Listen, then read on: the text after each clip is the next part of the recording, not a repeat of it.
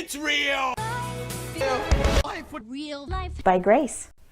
One of my favorite aspects about movies versus books is all the multiple layers of storytelling that we get to experience in a movie over a book. For example, I may get to read about a costume in a book, but I don't get to see it. I have to create it in my own imagination, which is awesome.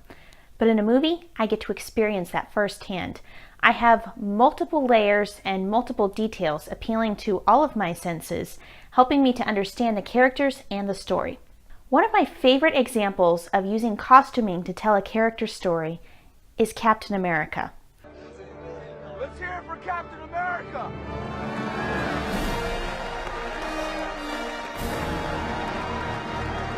What do you think?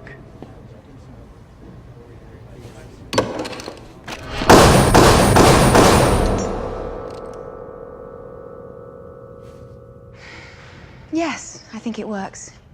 I noticed as the movies continued how each time something different was happening in his story, his suit would change. Steve Rogers' first uniform has a really neat 40s vibe. It's pure, American, yet practical. There are great features that help him blend into the cold European landscape, and lots of storage for handy tools. This is probably my favorite suit. Captain America the First Avenger is where Steve is at his height. He's in his own time, with a people and a world that he understands. He gets to wake up every morning being exactly who he knew he was supposed to be from the very beginning, a hero. All of this is reflected in his suit, which looks comfortable and like his own skin. This is the one movie where Steve is comfortable and natural in his own skin. That's about to change. Steve Rogers' Avengers suit is by far the worst. It's full of loud, bright color blocks with very little practicality. It kind of looks like he stepped off the page of a comic book and he doesn't really fit into this real world. Almost like Coulson got a little over-eager when designing a suit for his hero. The Avengers. Steve wakes up on the wrong side of 70 years, and he has no idea what's happening. He woke up to a world of chaos that he does not understand. He feels exposed and out of place, which is exactly how his suit looks. It's bright, glaring, and frankly just ridiculous looking next to everybody else.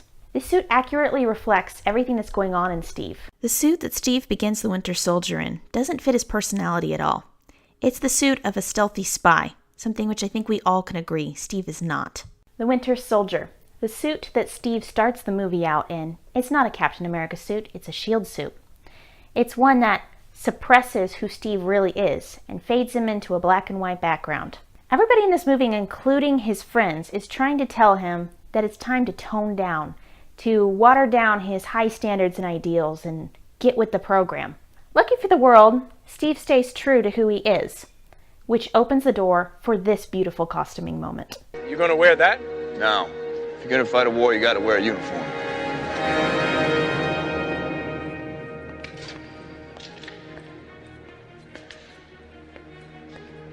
Oh, man. I am so fired.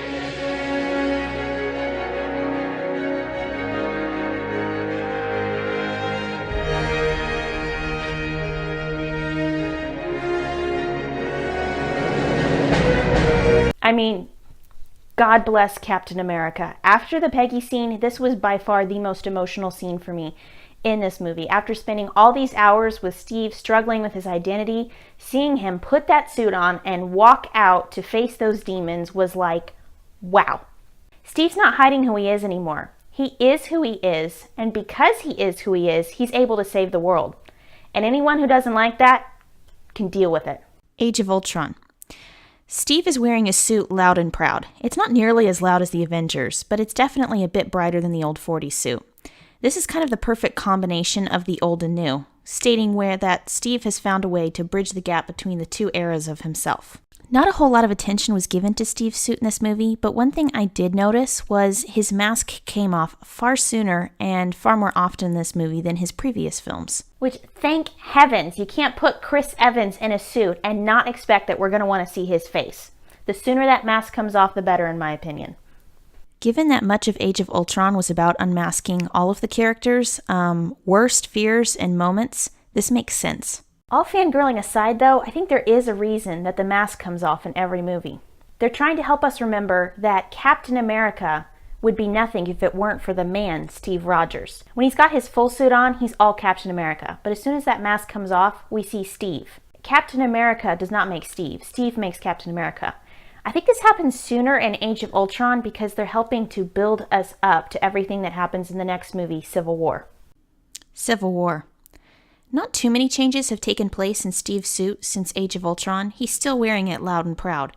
But as the film goes on, you start to almost see this detachment as Steve is making actions outside of what you would typically think of Captain America doing. Civil War really changed our view from seeing Steve in the suit to seeing through the suit to the broken heart that Steve carries beneath. All of this leads up to the most dramatic Captain America costuming moment in all the movies up to this point.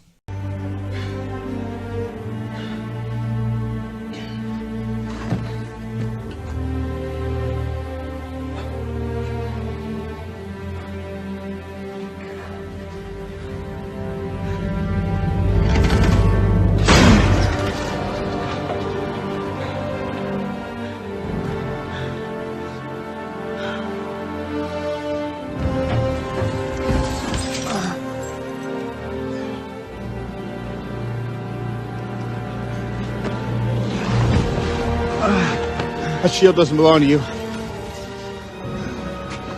You don't deserve it. My father made that shield.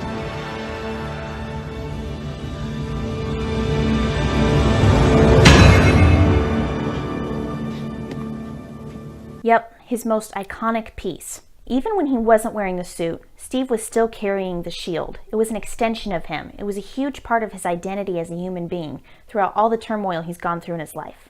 But in Civil War, he just drops it. Captain America is not a sustainable identity. Steve is broken, and it's time to find something new. It's time to maybe discover himself for the first time in his entire life. This identity of Captain America has held him together through a lot of awful stuff, but now it's time to just be Steve Rogers, to find out who Steve Rogers is away from the shield. Thanks so much for watching. Be sure to like, comment, share, and subscribe. And in the comments below, why don't you tell me some of your favorite costuming details that have been done with your favorite characters. See you next week.